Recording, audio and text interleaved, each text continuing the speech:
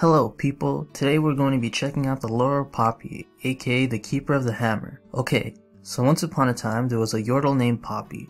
She wasn't like any of the other Yordles who always acted chaotic. Poppy preferred stability and structure. Because of this, she decided to head west to the human settlements of Valorant. All she did at this time was watch human caravans and observed how they lived. One day she found a group that was very different from the others she watched before. They seemed like they moved with a purpose. They all woke up at the same time. They all started eating at the same time. They all finished eating at the same time. They even set up and took down their camps all fast and efficient. Poppy was amazed at the humans' coordination and discipline. From her hiding place, Poppy caught a glimpse of armor in one of the tents.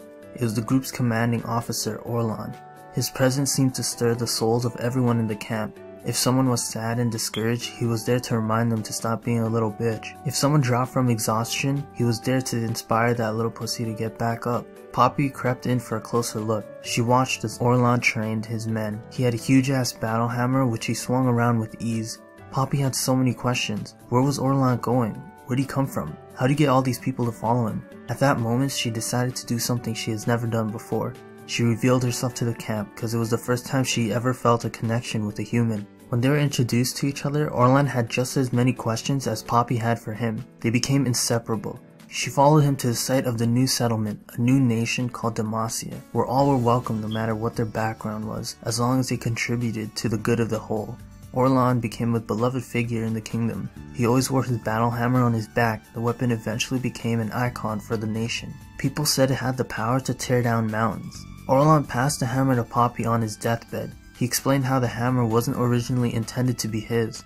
It was created for the hero of Demacia, the only one who would lead Demacia to true greatness. Poppy swore to his dying friend that she would find the hero and place the weapon into his hands. After Orlan's death, Poppy searched the furthest corners of Demacia for the legendary fighter Orlan was talking about. But every time she finds a potential hero and tries to pass on the hammer, the result usually ended up disastrous, sometimes even leading to the warrior's death. Poppy still continues to search for the hammer's hero, but what she possesses in resolve she lacks in ego, as it never really occurred to her that she might be the hero Orlan described. And yeah, that's how Poppy became Poppy. The end.